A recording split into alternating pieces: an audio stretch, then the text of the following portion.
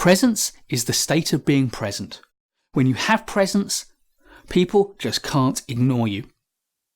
And there are two fundamental components to this. One is your physical presence, how you come across physically in the space that you're in.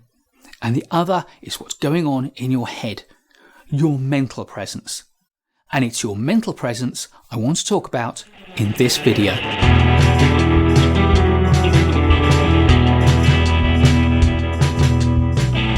If you're in the room, be in the room. That sounds absurd. But what it's saying is that if you're physically in the room, you must be in the room mentally. Your mind, your attention, your emotions and your thoughts must sit in the room and be present with what's happening there, because we easily notice somebody who's physically present but mentally somewhere else. Presence starts with mental presence, and that means giving 100% of your attention to what's going on where you are, and that means giving all of your focus to the person or to the people that you're engaging with at the time. It's very easy when you're speaking with someone to let your attention go over their shoulder, to glance around the room and see other people. And of course they will notice that. And if in your mind you're thinking about the next conversation you want to have, or possibly even how you're bored with this conversation, then other people will pick it up and they will sense that you are not completely present. An important part of presence is that focus on the people who are there. After that, everything else is detail. So let's spend the rest of this video looking at the things that you can do to help cultivate that mental presence. Number one is saying less and listening more. When you're listening, really listen. And the most important aspect of this is turning off that little voice in your head that's making a commentary about what you're hearing. Turning off that little mini-me person inside your brain that's thinking about other things. If you can do that, if you can turn all your attention to the other person and really listen, they will notice it. And it is difficult because our brain can process information far more quickly than the other person can speak, and therefore you do have surplus mental capacity. So when your brain starts to go into overdrive, focus it on paying attention to the quality of your listening and to focus back in on the other person. Start to notice their gestures, their posture, their facial expressions, their tone of voice, the words they're choosing. That way you're open to the whole communication that they're giving you, not just the single channel of the words that you're hearing. And the second part of this one is to say less.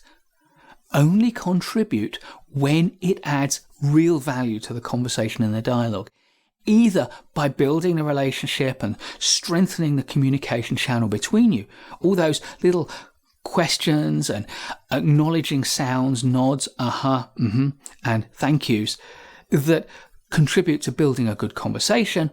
But when you're going to contribute your own ideas, your own thoughts, make sure that they are really of value. The higher proportion of your time that you can give to listening to other people, the more those other people will sense that you're really present for them. Secondly, it's about pausing.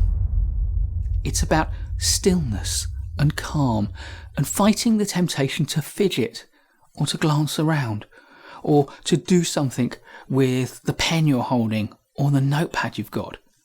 The more still you can be, the more you can turn your whole physical attention on the other person, the better. And of course, part of this is slowing down your movements and slowing down your responses and your speech so that you're giving signals that everything you're doing is mindful. But of course, if you're too still and you slow down too much, then you start to appear disengaged, perhaps some form of automaton, not really completely human. For real presence, What you do, you've got to do with energy and enthusiasm. You've got to come across as someone who really cares to be in the room, who really cares about the people in the room, who really cares about what they're saying and what they're contributing. So whilst you need to slow down to a degree, it's important to acknowledge what you're saying, to smile, to open your eyes wide and draw in the information. That shows that you're really present for the emotions that are there in the room. And finally, in your head, you don't need to feel a compulsion to please other people. Be confident about pleasing yourself. Be confident in the room. If no one is talking to you, then be confident to be on your own. If someone is talking with you, you don't need to please them. You just need to give them your attention. That will be plenty. You don't need to appease people. You don't need to pander to them, to flatter them. All you need to do is to be there for them. And when the conversation comes to an end and you separate and go separate ways, be confident and comfortable on your own until someone approaches you or until you spot someone that you need to talk with. So, in summary, a huge part of presence is what's going on in your mind.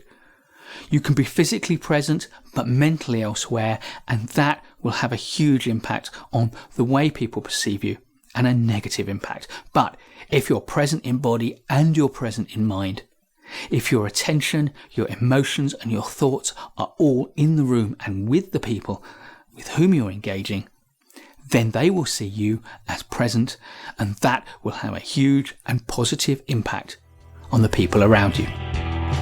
Please give us a thumbs up if you like this video. There's loads more great management courses content to come, so please subscribe to our channel and hit the bell so that you don't miss any of it.